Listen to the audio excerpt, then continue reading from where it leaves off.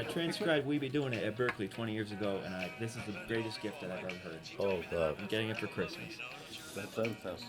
Like him? Oh God, I heard "Beat It" and "Thriller," and I never heard anything that was like that before. And I mean, I know your records very well. Funny. That's not really new. I've been using that stuff for 40 years. You know, getting that JBL. No, of course, I understand your level of commitment. Yeah, well, see what we can pull off here. Wonderful. What a week. Yeah, of course. 9 weeks. Take a water? Thank you. I'm doing all right. I'm doing good. Yeah, we killed it in Europe with Harman.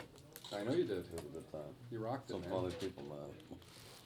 So we're a wee bit compressed for time. So I think, you know, the big thing that Q has going on here actually is an exciting new book, new CD, and selfishly an amazing line of headphones that we've launched with AKG.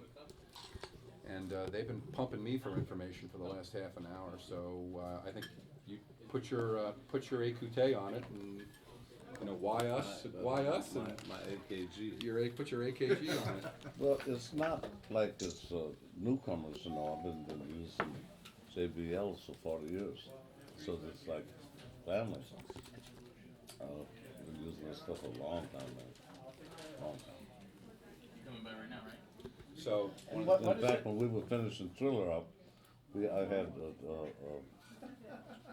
Ed Van Halen in one studio, Michael was in another studio, and the engineer was in another one, Bricks and beat it, and the speakers caught on fire. It was so hot, you know. hopefully they weren't. Did we cover them under warranty? Did we cover them under warranty? Yeah, no, it's okay. It was a trip though. Speakers caught on fire? Yeah.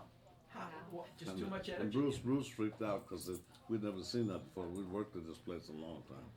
It was Westlake Audio. Oh, those good bunch of guys. Yeah. Quincy, throughout your career, you've had a fantastic support team. I'm talking about arrangers, producers, Rod Temperton, Louis Johnson. What has it? There's no accident. It's no accident, right? No. How is it that you continue to keep your supporting cast and helping you contribute to some of the greatest music, whether it's jazz, whether it's R&B, whether it's just film scores? How have you been able to keep that group of people in your support cast? I'd keep them. Yes. Do something good. Make hits. You know, everybody uses those guys, but it's I mean, they became family because we didn't miss that often, and I think it's the common denominator is music is the only thing that engages the left and right brain. It's emotion, and soul, and science. And most of the people that I work with know there's science, you know. Because, you know, the emotion is fine, but, you know, if you don't back it up with science, you know, forget it. I mean, to really be Herbie Hancock standards, Greg Fillingham standards, and so forth like that. They are totally 360-degree musicians, and that's the only thing to work with, you know. I put 28 years of my life to learn how to do all of it. Everything that has 12 notes, that's all they are. And Nadi Boulanger said, until you get 13, you should learn what everybody does. From Stravinsky to Alvin Berg to Ravel to Duke Ellington to Bo Diddley, Charlie Parker, Coltrane, everything. And I did. I spent since 13 years old, writing almost the first day I played, and learning my core skill.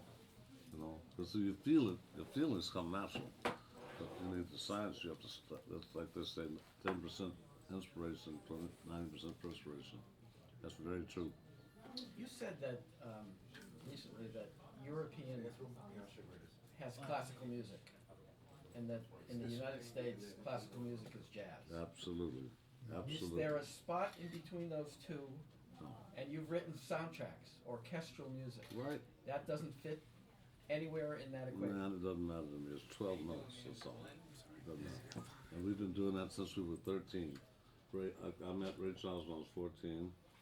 Ray was 16, like 100 years older than me, and we learned how to play everything at 13 or 14. bebop music or rhythm and blues, strip music, bar mitzvahs, shadishes, ABC, Sousa, everything.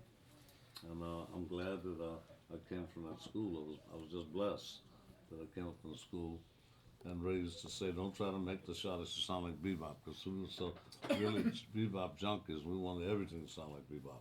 This was revolutionary then, not now. Now it's something else. So it's for sure we were not in the game for money or fame. Not you couldn't be.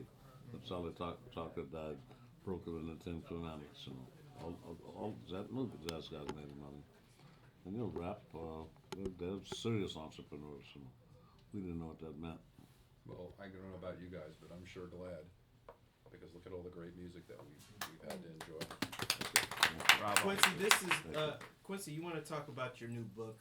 This is the first, I understand, of 3 books that you're about to release. Right. Explain why you decided to come out with this book, and what are the other 2 books about? I don't know. We just go, as I say in Chinese, ibu ibu, step by step, and just go with your feeling.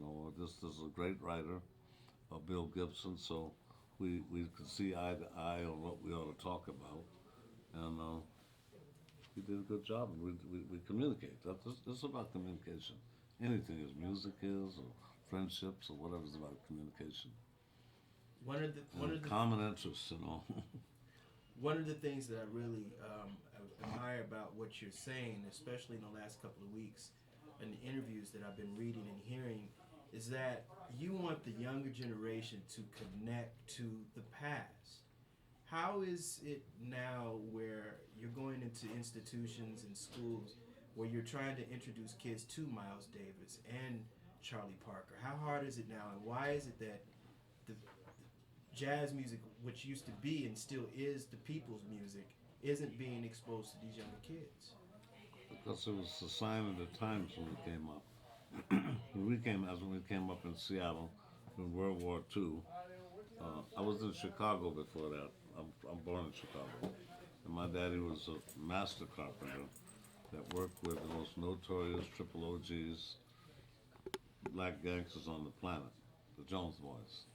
And that's all I saw every day were dead bodies, machine guns, and stogies, and just gangsters. I don't know what it is about that place, but it's just gangsters everywhere.